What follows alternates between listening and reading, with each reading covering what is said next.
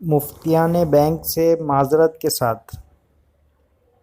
کسی اسلامی بینک کے ایک شرعی ایڈوائزر ایک دفعہ گاڑی چلانے کے دوران موبائل فون پر باتیں کرتے ہوئے پولیس کے ہتھے چڑھ گئے۔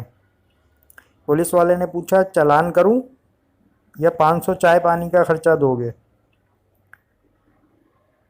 مفتی صاحب نے پولیس والے کو بولا کہ جرمانے کی ضرورت نہیں ہے، اور رشوت لینے اور دینے والے دونوں جہنمی ہوتے ہیں، مگر میں اس کا ایک اسلامی حل نکال سکتا ہوں۔ پولیس والا حیرت سے کھڑا منہ تکتا رہا۔ مفتی صاحب نے اپنی گھڑی کی طرف اشارہ کرتے ہوئے کہا کہ یہ میں تمہیں 500 میں بیچتا ہوں، بولو قبول ہے؟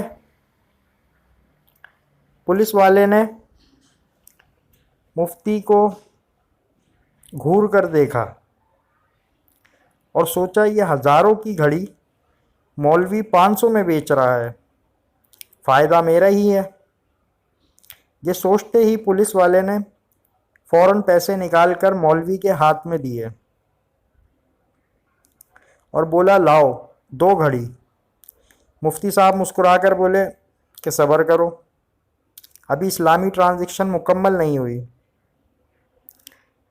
اس ٹرانزیکشن میں گھڑی کے مالک اب تم ہو، لیکن استعمال کنندہ میں ہی ہوں۔ پولیس والے کا منہ کھلا کا کھلا رہ گیا۔ مفتی صاحب نے جیب سے 1000 کا نوٹ نکال کر پولیس والے کو پکڑایا اور بولا کہ یہی گھڑی اب میں واپس تم سے خرید رہا ہوں، ٹھیک ہے؟ پولیس والے نے پوچھا، مفتی صاحب سمجھ نہیں آئی کہ آپ کر کیا رہے ہیں؟